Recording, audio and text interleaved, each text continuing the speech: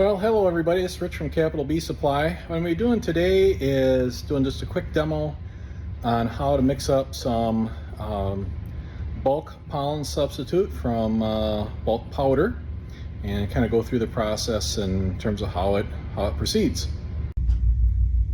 Okay, so this is the basic recipe, and we use MegaBee pretty much exclusively here, and that's about all we sell and handle is MegaBee. MegaBee was originally developed by Dr. Gordon Wardell, who is he was originally with the USDA Tucson Bee Lab, then he kind of struck out on his own, and now actually his son operates the MegaBee company that they started as an offshoot of that, and I think Dr. Wardell now, I think last I knew he is with Wonderful Company, assisting them on the bee nutrition side, and I think they run probably about 40,000 plus colonies, something like that. But anyway, MegaBee can be mixed either into a patty or you can actually make it into a liquid. And you can see the basic recipe there. It's equal proportions of 2-to-1 heavy syrup and MegaBee powder.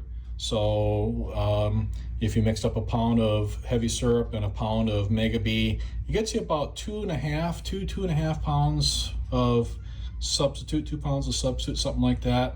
And you can add a little bit of oil in there as well. I'll add a little bit of vegetable oil in there also, just to kind of keep the dough soft. If you don't, over time, depending on how you're storing it, that dough could harden up a little bit more, or if you put it on the hives and it doesn't have enough oil in it, it could actually become hard on the hives as the sugar syrup and the water in there actually start to evaporate out over time. But that's the basic recipe that we'll be using. I have also made liquid in the past, where you mix just a pound of MegaBee into a couple gallons of heavy syrup, and then I put that into, usually use frame feeders for that when I do that.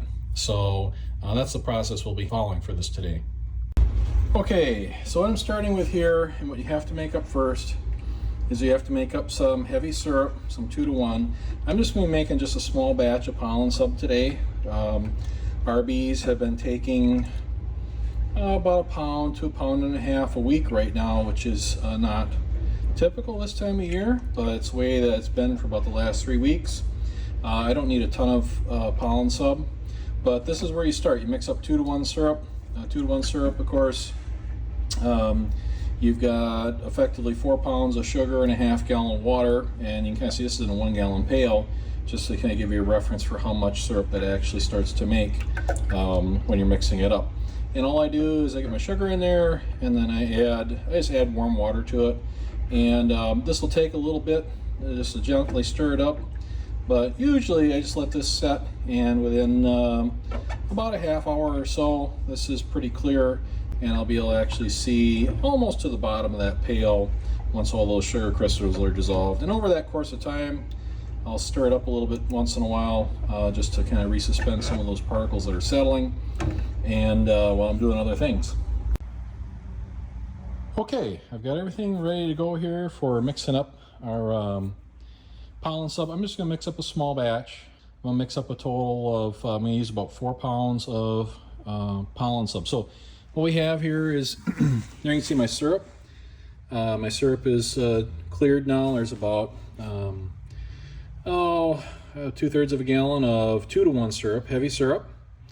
This is 4 pounds of MegaBee pollen sub. So the pollen sub is it's a very, very fine powder. One of the things that I like about the MegaBee is that the formula for it is not a secret. It is trademarked, or I should say it is patented, and they carry a patent for actually 3 different variations of their MegaBee pollen substitute powder.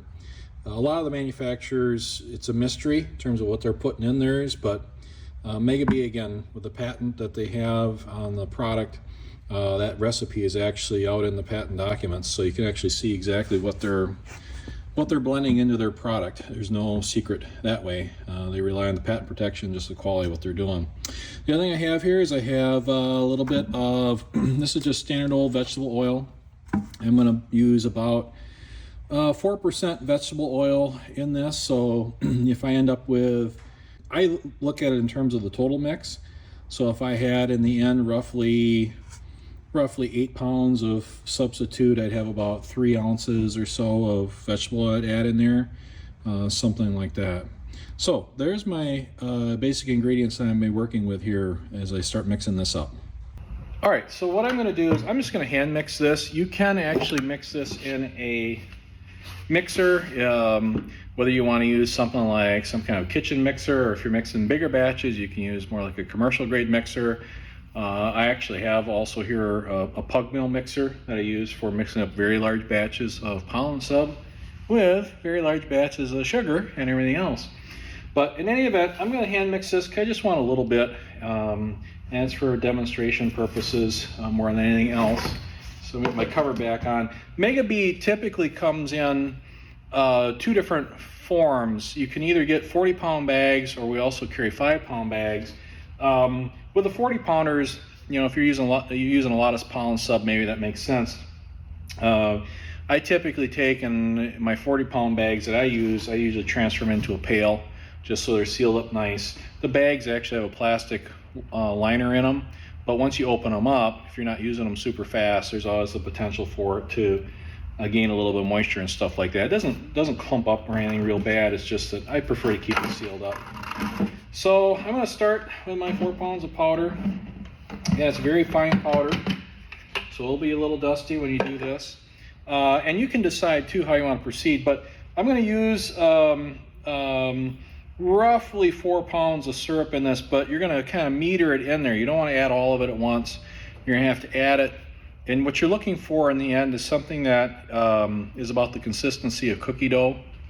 That's what you're targeting. Now, the mixture will firm up. So typically after I mix it, what I'll end up doing is I'll let it stand or let it set.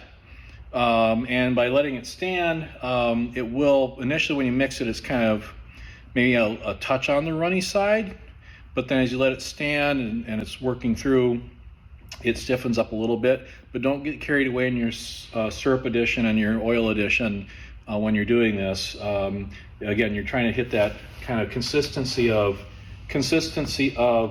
cookie dough when you do this. So I'm going to add just a little bit of syrup to start. I have to kind of monitor where I'm at here with this. And then you just kind of start working around and stirring it around. So I'm going to take a little time, and I'm just going to try to get this mixed up, and then we'll come back and we'll kind of look at what we've got for dough. All right, I'm kind of getting now towards the end of where I've got to be, I think, on my mix. What you want to do is make sure that you're blending it nice as you go, breaking up the lumps. So don't get carried away with your water addition or your sugar syrup additions as you're doing this. A little bit, blend it through real nice if you're doing it by hand. If you're doing it by hand, use a really stiff spoon. Again, you're kind of working with something that's consistency, that's going to end up the consistency of cookie dough as you're doing this. Make sure you get all the dry stuff mixed in, all the clumps busted up, so you don't have any problems that way with your mixture. And I think I'm pretty close here now to where I want to be. What I do is I'll let this stand, and I'll come back, I'll cover it, let it stand, and then probably a little bit later on, it doesn't have to be super long, but I'll come back probably in a couple hours because I got other stuff I got to do, and check my mixture. And if I don't like the consistency of it, I'll loosen it up a little bit. Could add a little bit of sugar syrup to it. I could add just a touch more oil to it. But here now you can kind of see that consistency that I've got. It is very much like a nice soft cookie dough. And this will take, and you can see it's got enough oil and it's not really sticking to my hands or anything like that. So what I'll do is, again, I'll let this stand, and then I'll come back and I'll see kind of what it's looking like. And we'll kind of work from there and be ready to feed these. All right, I've let my mixture stand for about a half hour or so. I had it covered. If you just use a regular pail lid on this, or in my case, I'm using just some of that sticky saran wrap. That's what that is. So this has gotten just a touch stiffer.